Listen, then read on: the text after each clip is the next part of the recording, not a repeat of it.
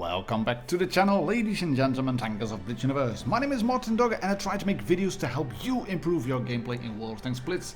And today we're gonna talk about this tank, the Tier 9 Russian tank destroyer, the Object 704. I've been grinding both lines up towards the 263 and towards the 268, which is a successor to this one, the 704 in the Russian line. And I had a great time grinding both lines actually. The 263 line is more about mobility and DPM and lower alpha damage, and this is about mobility and big alpha damage. So what's the basic difference? Well, the SU-152, the ISU-152, the Object 704 and the Object 268, they all have very big derpy Russian guns. High alpha damage, high penetrating power, longish reload, and from time to time you will start pulling your hairs out because RNG just hates you and you will miss very obvious shots. So I'm going to do a full review on this vehicle. I've got the 268 already covered. I had been using my press account to get a feel for the tank itself and to check out whether I wanted to grind it out or not. And oh yes, I did want to. I really figured this is a tank I want to add to my garage in Tier 10. And that meant that I had to go past the SU-152, which is available as a review on the channel as well. And then also the ISU-152, I'll get to that later. But this one is now up on the field, the Object 704. And you can see I haven't done a lot in the game so far, because I had that T-34 spotted. And then I realized my team was, well, sort of bundling up over there, and the Reds were starting to push, and I decided to turn around, splash kill that E75, then turn the tank, my gun towards the WZ111 1G FT thingy, that the Tier 8, what was it again? Yeah, 111 1G FT, the Tier 8 Chinese tank destroyer, which are pretty much alike the Russian ones, obviously because they're Chinese copies. But turning the tank around was a good move. As you can see from the reload numbers, this tank, it's not about a high rate of fire. It has got good DPM, we'll get to that later, but it's mostly about the stopping power, which is just awesome. 221 hit points left on the VK100-01P Katoof, and just some HE finishes him off. Thank you very much. And you all know what you can do with HE if you run up against the butts of a T-34. And the green T-34 actually tells me to go in there and kill him probably. Just boom! Straight up the ass, a grip or something like that. And well above 1k in terms of damage. And I roll back and you can see that Object 704, it's a low slung tank destroyer. It has a very good camo rating and it's low to the ground and it has some troll armor. But you can also see that it's a really wide tank. And I'm going to take a full look at the armor profile to show you what you should do in the tank or what you shouldn't do in the tank, because it's by no means impervious.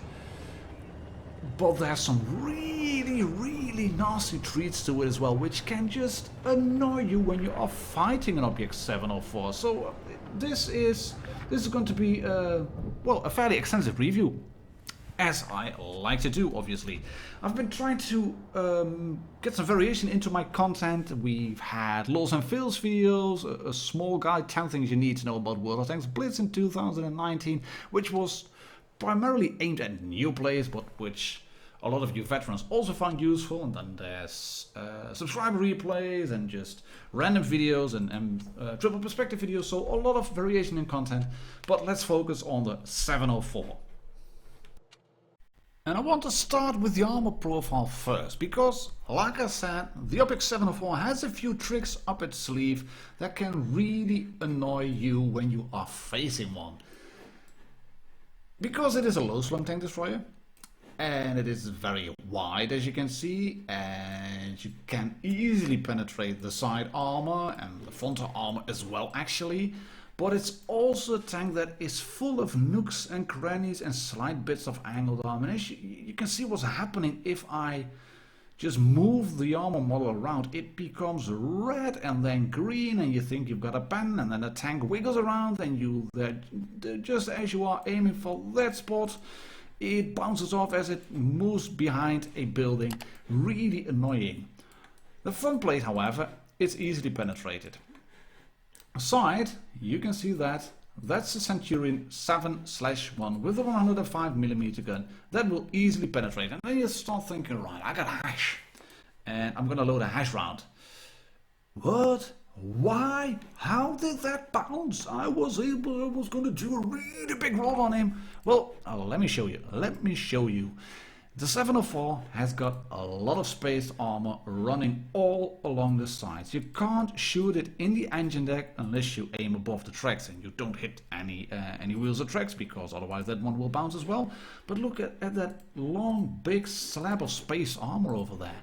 That is so annoying if you're facing one and you start thinking, right, I have it down to a one shot now. I'm gonna switch to heat or hash and then I'll be sure to finish him off.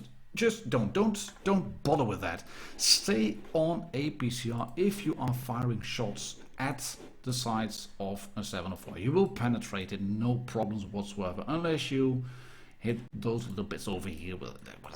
Yeah, happens. Is it then a tank that is impervious? No, by no means, as you can see here as well. If you catch it on the gun mantlet, it will bounce, but otherwise, not so much. Well then, what are the things you have to work with the Object 704? As you can see, it is preceded by the ISU 152, and I'm going to go to that tank as well. And the reason for that is this. If you have the ISU 152 in your garage, you can see that it has a truckload of guns. And this gun, the 122mm, you get that, the 122mm BL9, and you can also unlock the 152mm BL10. But there is no need to unlock the BL10 before researching the 704. You can go from the 52, the 152, the ISU 152, to the 704 without unlocking the BL10. But then you will end up with this gun, the Derb Howitzer. And that's a fun gun, make no mistake, but it's no fun at tier 9. You will want to have this one, the BL10. Just look at that. Even if I remove the provisions and the rammer, you have just shy of 3k DPM. And it's by no means the best in class, but the hitting power, it's 640 per shot. And yes, a Waffle Tractor has got that as well, and there are other tanks with the same amount of damage in that tier, but 640, that's just brilliant.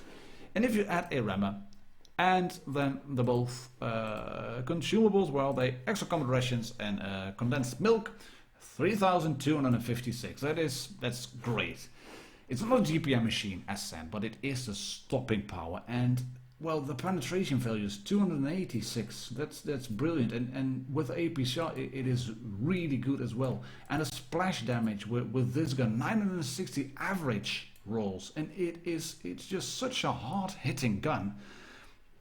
The gun handling itself, not brilliant. It's not the worst, but it's just not brilliant.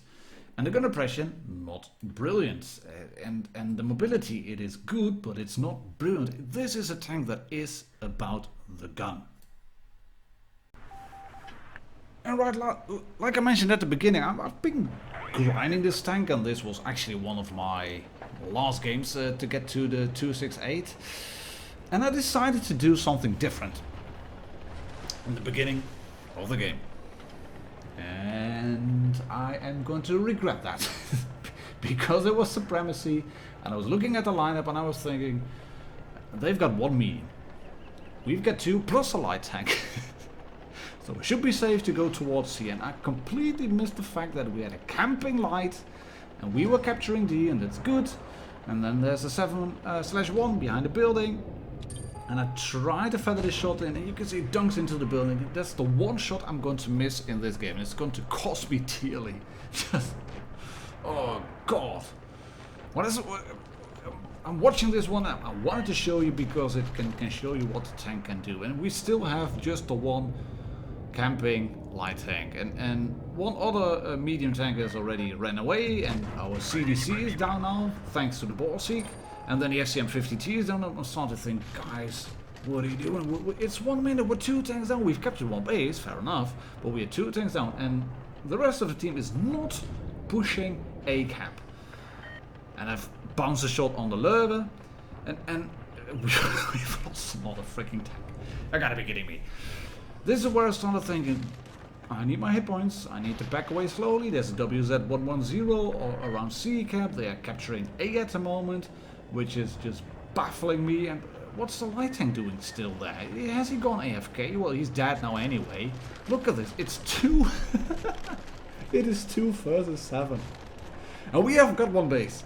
It's supremacy, guys. Okay, it's 2 versus 6. And we've got one base, so it's supremacy. So we can do this, no problem whatsoever. No shots available on the Lurver, and I was resetting my camel, and I'm not spotted now. Not spotted yet. Oh, I was still spotted. And then we get this shot in. Papadanyev, yeah. Crying out loud. I would have wanted to kill him, but I didn't. So I'm going to use AP now and then kill him. There we go. One shot. Thank you very much. They're capturing a guard tooth. And now we can finally start capturing A, and I'm moving forward so the ST1 can capture A because I wanted to get some shots, and obviously nobody is spotted. Yeah, most idiot team ever. Yeah, I was kind of thinking along the same lines, but I'll try to do my best now, okay? Yeah, I'll try to carry Lurver, I'll try to carry Few, no problems. I'm in a 704, we got this. We got this covered. So, the first guy coming up is this Lurver, and I can put a good shot through his front plate, and he wasn't doing a bad thing actually, but he was coming up forward, and you have that 3-second delay between being spotted and the light bulb showing, so he was probably thinking, right, I'm not spotted yet. Yeah, you were, mate, so I could put a good shot through his front plate. But you can also see Reds have captured B and C, and we are still ahead on victory points, but it's only going to be a matter of time before they start capturing D. And ST, I didn't want you to come up over here, I didn't want you to do that, and I'm probably proxy spotted here, or maybe through that little gap between the hill and the bush. And I'm just gonna sit here and turn on the spot, and then the ST should have been on the other side of A cap, because he could have gone hull down behind that little ridge, and I could have been on the other side, and we're just going to try to, well, do as much damage as possible, because we are going to die. And I do get a big shot in onto the wall seek and get shot up the ass myself as well. But we're gonna move over here, we bounce one shot, and that's the 7/1 trying to do hash, but bye bye now, I got you killed. And then the Borsig misses, and look at this, look at what's going to happen. The ST is moving in, and I'm thinking, right, he's got this covered. That's just the Borsig down there. At 96 hit points left, he should be able to take him out. I mean, place your bets. You should have been able to take him out. Come on, dude. You should have shot Ace here. Just ram him. Why did you die against the Borsig at 96 health? Then again, I should have made that already. That WZ110 miss. It shouldn't have been possible, but he missed anyway, so I decided to move past him and use him as cover from the Lurver, who's not the most right play in there as well, and I'm going to use a gun mantlet again. There we go. Park it in there. Gun mantlet. Shoot my gun mantlet. Yes, thank you very much. Right, I'm backing up again behind the dead ST. Still useful, even if he's dead. Kill the Lurver because he's one shot. I should be dead now, I think. I think I'm going to die now. Let's see what happens. Am I going to die? Right, he hasn't got a shot. Right, I'll kill then. Got tough. But no Russian bias or no amount of gatuffiness could save me here. Because Reds have got 4 bases captured. And I could go in and capture A, but then again, he knew I was there. And I was just going forward and chatting negative with the quick commands and almost started thinking, right, mate, I'm just gonna sit here and put my gun up and just take me. Yeah, time. Give me a break. Anyways, this was one of the worst games in terms of outcome I've played in the Object 704. I did get a Spartan medal, high caliber and such. And then you look at the team results. And this is one of the games where I also started thinking, right, I just hate supremacy. And then again, winning matters. So if you can win a game on supremacy that you should have lost, that's one thing as well. I added one in my latest video, winning matters. I have another one recorded in the T5041, which is even more hilarious. And there's another one, I think it's on Canyon as well, which was sent to me where somebody did a, it was a supremacy collab, but hey, it was a 1 versus 7. If you want me to show that one, it's not great in terms of gameplay, but there's a poll in the top right corner. Please click it. Do you want me to show that 1 versus 7 collab or not? Please vote yes or no, and then I can use that for I don't know, 1000 reasons to hate supremacy video, something like that. You will get a say in what we show on this channel, because this channel is about the community, about helping out, about providing slightly noob-free gameplay. Right, and the last game we have is on FAUST, and as you can see, we are again top tier. I haven't mentioned this yet. Is the 704, Martin? I could already notice the comments below. Is the 704 also a viable vehicle if you are driving it as a bottom tier tank in tier 10? Oh god, yes it is. You just have to be a bit more cautious with your hit points. You still have a really good gun, a really hard hitting gun, even against tier 10 tanks. It's just the Reds have hard hitting guns as well, and well, let's be fair, they have some really hard hitting guns. Yes, Dessa, I'm looking at you. Yes, 268, I'm looking at you as well. No, it is a viable vehicle in tier 10. It's a really good one. It's just that you can't expect to bounce shots like that as easily as I did in some of the previous games. If tanks hit you, they hit you back for 640 or 460 or whatever. If you shoot a tank now, just look at that. That's a Tiger 2 shooting. Of course, I can retaliate him now and strike him back, but then there's a 54E1 trying to flank. And what you're gonna do when you can shoot an American tank up the ass? Well, you do this, and then someone misses. This is hilarious. And look at that, he bounced one, and he's gonna bounce another one. Poorly aimed by him. And if he unloads his clip at me, there will be 930. But he didn't, he bounced 2 shots. And this Tiger 2, I think I took 3 shots from him in total. Well, I put 2 into you, and you're dead now. So you can really use this tank to punish red players. But if you are trying to do this in tier 10 and you miss a shot, then you get whacked back for 640. Or when you're going up against a Dessar, 930 or even more if they shoot hash into your ass, etc, etc. It is a tank that's really viable at tier 10, but then you have to use the camo rating and the mobility to go into a position where you can punish the rest, and this is what then happens at tier 10. But this was a Borsig who I think low rolled or shot heat at me. I think he shot heat at me. A lowish roll would have been a 480 minimum. It was 475, so it must have been a heat shot. But in the tiers I am in now, tiers 8 and 9, I can do stuff like that. I can just roll in and absorb a shot and maybe even get punished for it. And I completely misjudged the fact that there was a T-20 Defender. I was thinking it was a prototype, but then it wasn't, and it has 3 shots instead of 1, so I'm dead. But if this had been a tier 10 game, I would have been dead far earlier. I managed to do 5.8k damage, get another mastery, a proper one in terms of XP and hits as well. So I hope you have learned something from this 704 review. What I would advise you to do is use the gun to punish the reds, to get it into a position where you can use the big damage numbers on it. And remember, it has a good camo rating and great mobility. So all in all, fairly viable, useful tank destroyer. My name is martindogger. Subscribe if you haven't already, and I'll catch you all on the next one. Cheers and happy tanking.